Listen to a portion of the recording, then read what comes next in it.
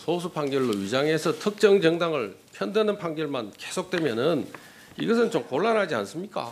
뭘 가지고 말씀을 하시는지 네, 김희수 헌법재판소장 후보자의 인사청문회에서 나온 발언입니다. 독립적인 재판관의 지위를 이용해서 민주당 편드는 선고를 했다라는 주장입니다. 소수 의견을 제시했던 사례까지 청문회에서 거론됐습니다. 정말 그런 것인지 팩트체크팀이 당시 결정문을 중심으로 하나하나 확인을 해봤습니다. 결론은 사실로 보기 어렵답니다. 오대영 기자, 김 후보자가 법조계에서 미스터 소수 의견이라고 불렸죠? 맞습니다. 2012년 9월에 임명이 됐습니다. 네. 그 뒤에 맡은 사건의 숫자가 6천 건이 넘습니다. 네. 그 가운데서 반대하고 소수의 의견을 냈던 게 137건입니다. 비율로 따지면 2% 정도 되죠. 네, 그러니까 정작 숫자상으로는 그렇게 많지는 않군요. 네. 하지만 논쟁적인 사안에 대해서 주로 소수 의견을 많이 냈기 때문에 지금 자유한국당에서는 네. 굉장히 정파적이다. 민주당의 편을 많이 들었다. 이런 얘기를 하고 있습니다. 그러니까 민주당을 편들었다는 건 어떤 사건들을 가지고 얘기를 하는 겁니까? 네, 직접 들어보시죠. 첫 번째, 통합진보당 해산 사건입니다.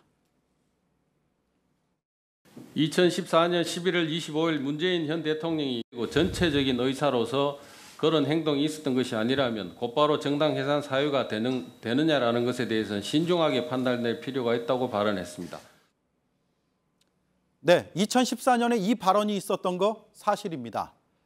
김희수 재판관도요, 그 뒤에 조직적 계획적 활동이 아니다라고 반대한 것도 사실입니다. 이 둘만 놓고 보면 비슷하죠. 네. 그런데 이미 이건 헌법학회 다수의 의견이었습니다. 통합진보당 해산에 대해서 헌법학회 69명을 상대로 조사한 결과가 46%가 반대, 찬성이 33%입니다. 이미 학계에서 정리된 내용이고 일부 당직자의 일탈로 당까지 없애는 것은 정당의 자유를 침해한다라는 것이 이유였습니다. 네, 그러니까 민주당의 입장이 아주 독특하거나 새로웠던 것이 아니라 이미 학계에서는 상당히 많이 이런 의견들이 퍼져 있던 상황이었군요. 맞습니다. 또 하나요. 자유한국당은 국가보안법 위헌 사건에 대해서 또 얘기하고 있습니다.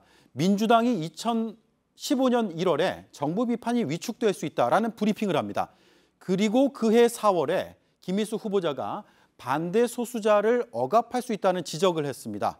그런데 이 둘이요, 맥락이 다릅니다. 저희가 확인해 보니까 민주당 브리핑은 국보법 강화를 추진했던 황교안 법무부 장관을 대상으로 하는 것이었습니다. 김 후보자는 저 제목처럼 이 위헌 사건에 대해서 국보법 중에서 동조 행위에 대해서 의견을 낸 겁니다. 그리고 또 하나 제가 방송 직전에 파악이 돼서 화면을 준비하지 못했는데 이건 이미 헌법재판소에서 1990년에 변정수 전 재판관이 같은 의견으로 이미 소수 반대 의견을 낸 적이 있습니다. 네, 1990년이면 27년 전에 이미 나왔던 의견인데 이렇게 상황과 맥락이 서로 다른데 마치 뭐 민주당과 어떤 조율이 있다거나 아니면 교감이 있다라고 이렇게 주장을 하고 있는 거잖아요. 그렇습니다. 그리고 이런 내용도 있었습니다. 전교조 해직자가 정교조를 가입하는 문제를 놓고 김 후보자가 2015년의 결정문에 이런 내용을 담습니다. 민주당의 주장을 그대로 받았다라는 게 자유한국당의 주장인데 이미 이건 2010년 국가인권위원회가 또 2014년에 국제노동기구죠. ILO가 이렇게 권고하고 채택한 내용입니다. 노동 분야의 오랜 쟁점이었습니다. 네, 오늘 뭐 19개의 사례를 들어서 비판을 했다고 하는데 지금까지 본 것만으로도 설득력이 좀 많이 떨어지는데요. 네, 그리고요. 자유한국당이 주장해왔던 걸 담은 내용까지 있습니다. 바로 이겁니다. 지역당협위원회 사무소 운영에 대한 건인데요. 한국당이 그동안에 정진석, 조원진 의원 등이 이걸 주장을 해왔습니다. 김 후보자의 2016년 결정문에도 같은 취지가 들어있습니다. 그러니까 같은 논리라면 자유한국당의 입장을 반영했다는 얘기가 되는 거죠. 이 밖에도 김 후보자가 다른 재판관과 함께 낸 소수 의견 11개가 포함되어 있는 등 설득력을 갖추지 못했습니다. 헌법재판소는 9명의 재판관으로 구성된 거 다 아시죠?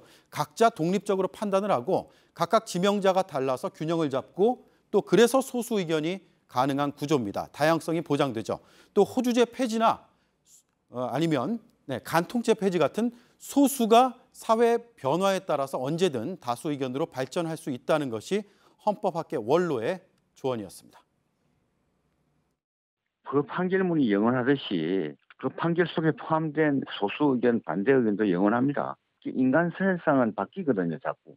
바뀌면은 언젠가 그것이 또한 진실로 통할 때가 있다는 겁니다. 네, 세상이 바뀐다는 말 안에 왜 소수 의견이 중요한지가 담겨 있군요. 팩트체크 오대영 기자였습니다.